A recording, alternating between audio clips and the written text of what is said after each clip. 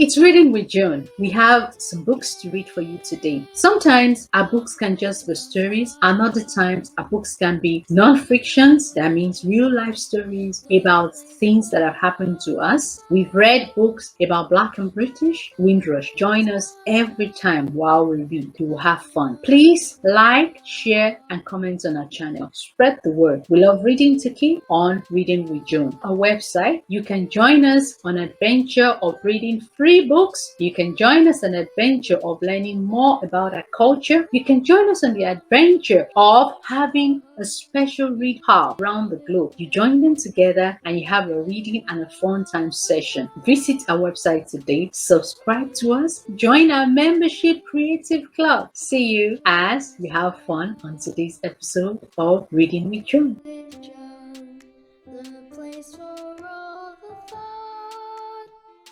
Have a great time. Come join us. Okay, so tell us your name. My name is Big J. Big J, okay. So what's the title of the book you read? Africa is my home, a child of the Amistad. Okay, who's the author and illustrator? It is written by Monica Edinger and illustrated by Robert Barr. Okay, so tell us about the cover of the book. It's got a lot of pictures of the main character, I think.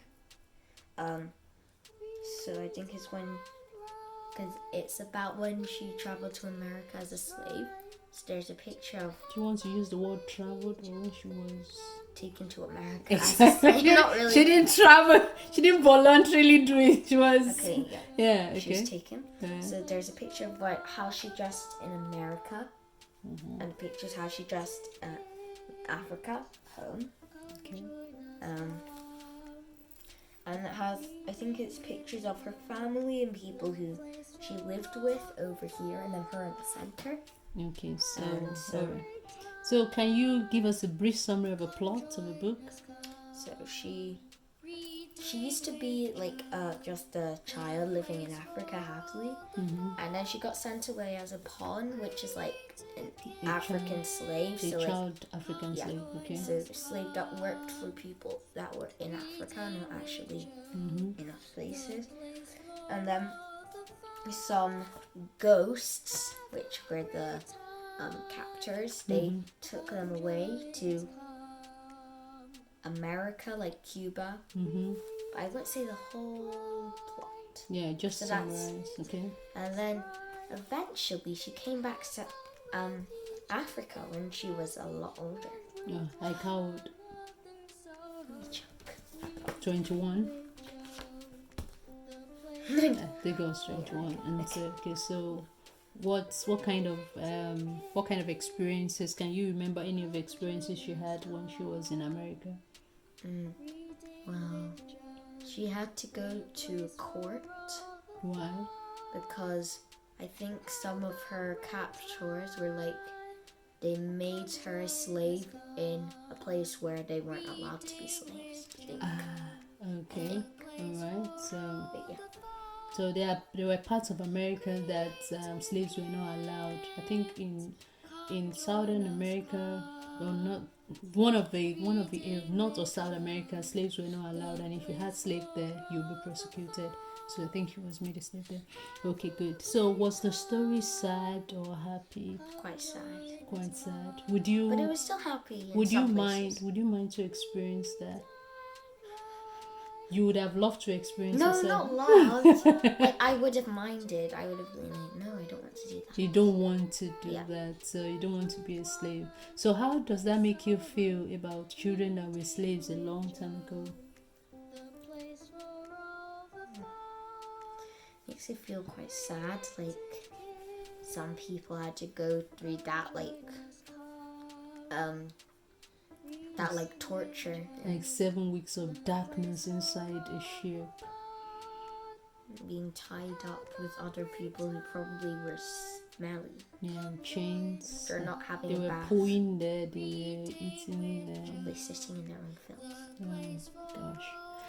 So that's the image of what our forefathers as Africans experienced during slave trade. but we have passed on that now, and we are living on this other side. Yes. And we can talk about the history, and we can be proud that we're Africans. And so, what do you think of the story as a whole? It's well constructed. I like it. Okay. Is that all? So, what category can you put the book?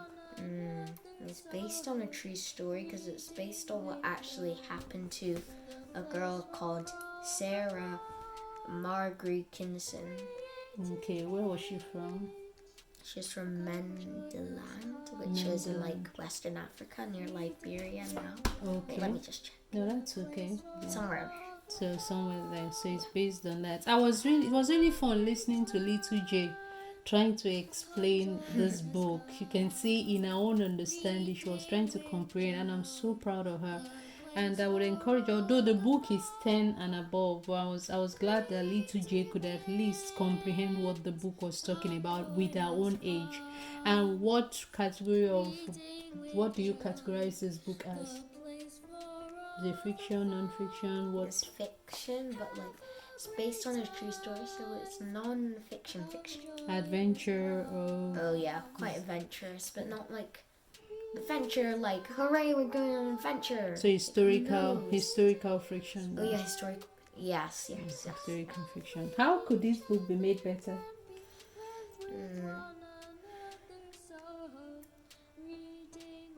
I think if they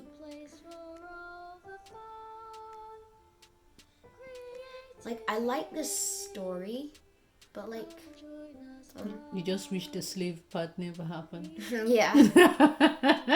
But it happened in real life, and it's good that you guys can read it and see what happened and be proud of your heritage and be proud of who you are, because at least you went back home. A lot of people never had the opportunity to go back home. That is where we get African Americans from. Yeah, those that didn't go back home are those that are African American. And for those who are children? No. Yeah, so it's now 400 years afterwards. So it's now a long time afterwards. Decades and decades. So, how much rating do you give this book? I gave it 4 out of 5 stars. Why? Well, I like this story, but it's just painful. And I wasn't like, well, I don't know. How do I say this?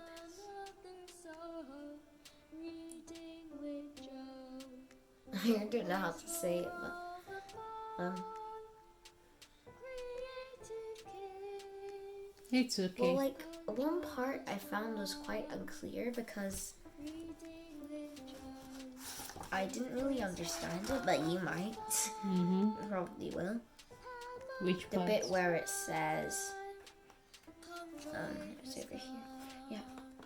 How can these people bear? I can barely move. And look, there is still more in the bed.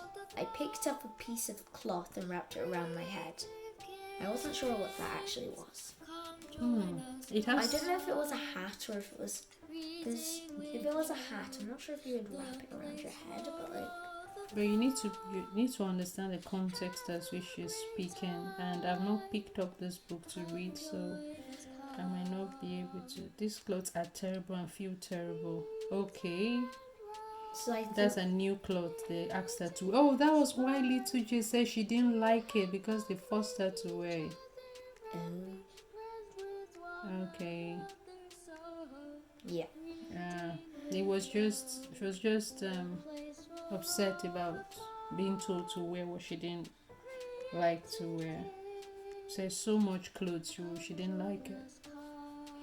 So being in Africa made them do things they didn't want to, and being America. Yeah, and expressing themselves in a way they didn't want to. Alright, so it's quite a sad story, but you're glad you read it and you understand what slavery was to a little child. Yeah. Okay, good. Alright, so thank you so much, and I hope to see you in the next book review. Yes, me too. Yeah, Goodbye. bye. Thank you for watching.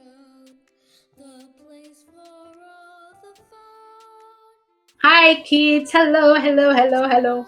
We are going to be reading our last story on Tales from the Caribbean.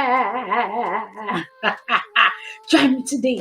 Today's story is titled While the Rabbit Has a Short Tail. It's another folktale from Antigua. It was very particularly hot summer and Rabbit was feeling so warm that he thought he could melt. Rabbit complained to everyone he met about how hot it was. Now, this was back in the days when Rabbit's tail was long and bushy. Barracuda heard Rabbit moaning about the heat and decided he would trick Rabbit. He watched Rabbit from the water for some time and then called out, "Rabbit, I can see you're hot. I can help. I can tell you how to get cool." Rabbit wasn't interested in anything Barracuda had to say, so he was sure the huge fridge was trying to trick him and eat him up. "It's all right, Barracuda. I'm fine," Rabbit called back. But Rabbit wasn't fine. The fur on his back was so thick and heavy for the heat that he was feeling terrible. "I know what you're thinking," said Barracuda. "Do you think I want to eat you? That's not true. I only want to help a brother out. It's mighty cool in the water." And Barracuda started to show off how cool the water was by swimming around. Still, Rabbit didn't fall for the trick. "I'm not coming into the water," Barracuda said Rabbit. "If I get in there, you're going to eat me for sure." Well, they went on like that for some time, with Barracuda telling Rabbit how cool the water was, and Rabbit telling the fish that he wasn't going to get in. Eventually, Barracuda decided to try another way. "You don't need to get into the water," he said. "Just dip a tip of your tail in, and when the water cools your tail down, it will send the coolness to the rest of your body. Then you will not be so hot." Rat thought about what Barracuda said. Perhaps if he just puts the tip of his tail in the water, that will cool him down and he will be safe. "Very well," said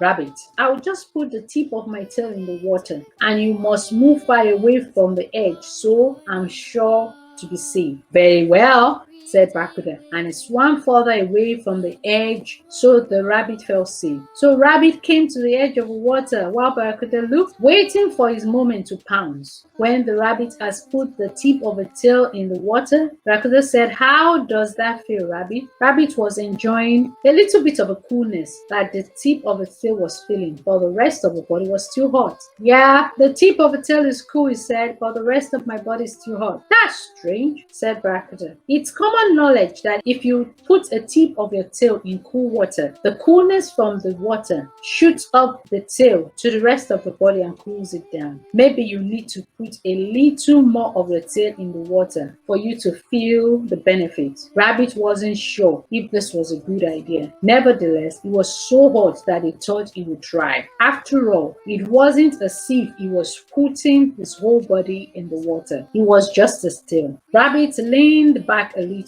so that more of his tail would get deeper in the water. "Any better?" said Barracuda. "No, really," said the rabbit. "Then put a little bit more of your tail in the water," said the Barracuda. Rabbit thought about it. He knew Barracuda was up to something and was determined not to get caught out. "I will put more of my tail in the water, but you must move even further away from the edge, so I'll be sure to be safe." He swam further away from the edge so the rabbit felt safe. Once he had done this, Rabbit edged back a little bit more until the whole of its tail was in the water. He felt so cool that he stretched his long taily bush in the water, and as he did so, he was able to splash some of the water back to his hot, furry back. "This feels much better," Rabbit said, enjoying the splash on his body. As Rabbit got carried away with splashing his tail in the water, Barracuda began to inch closer and closer. Rabbit was engrossed in splashing water on the tail, just didn't notice until it was too late. Barracuda opened his mouth and bite off Rabbit's tail. Rabbit pulled himself away immediately so that he wasn't eaten up at all. But that was why, to this day, the rabbit had a shorter tail. Oh, I've also wondered, why does the rabbit have a short tail? Now I know he was tricked. Kids, don't be caught in tricks. If you don't want to do something, don't do it. Don't allow yourself to fall into the hands of a trickster. I know today's story is very short, but we've learned very good lesson from the story. Now we finished this book, Tales from the Caribbean, and I hope we'll be able to bring you another story next time. But I really enjoyed sharing this book with you. If you did, leave us a comment, like our channel, talk to us, and you can even give us a suggestion of books you want us to read for you. And we'll be looking forward to all the feedback and all the suggestions of books we can take on board and begin to read them. And I'll see you next time once again on Reading with Joan. Bye. And we'll see you next time on Reading with Joan. Bye.